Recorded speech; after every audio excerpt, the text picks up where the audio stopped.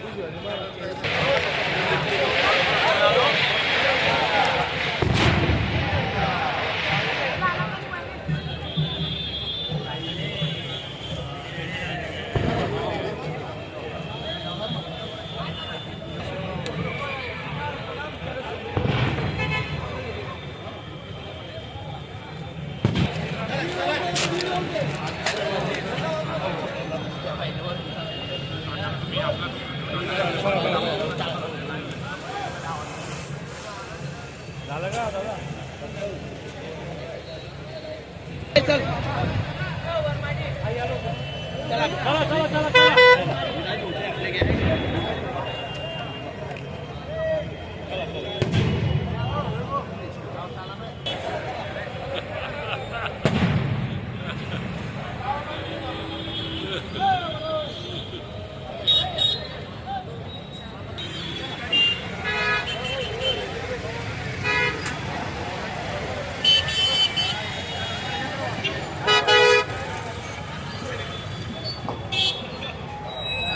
चला परंतु महायुतीचे म्हणजे भाजपचे महत्त्वाचे नेते जे आहेत त्यात गिरीश महाजन असतील किंवा भाजपचे इतर आमदार असतील ते देखील या रोड शोमध्ये सहभागी झालेले नाही आहे।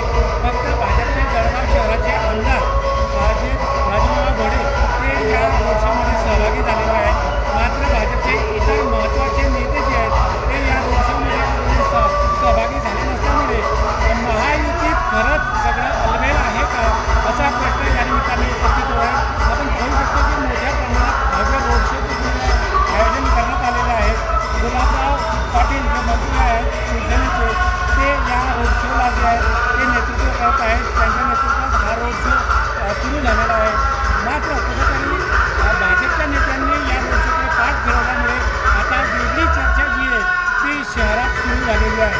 त्यामुळे या भाजपने जी पाठ फिरवलेली आहे या रोड शोकडे त्याचा कुठेतरी मतदारांवर काय परिणाम होईल का ते आपल्याला बघणं अत्यंत महत्त्वाचं ठरणार आहे। आपण पाहू शकतो की गुलाबराव पाटील जे मोठे त्यांच्या उपस्थितीत जे आहे हा रोड शो जो आहे हा सुरू झालेला आहे। मोठ्या प्रमाणात जी शिवसैनिक आहेत त्याचबरोबर महायुतीचे जे सर्व कार्यकर्ते आहेत ते मोठ्या प्रमाणात रोड शोमध्ये सहभागी झालेले आहेत। मात्र महत्त्वाचे नेते जे भाजपचे महत्त्वाचे नेते आहेत त्यात मंत्री गिरीश महाजन असतील किंवा 40 आमदार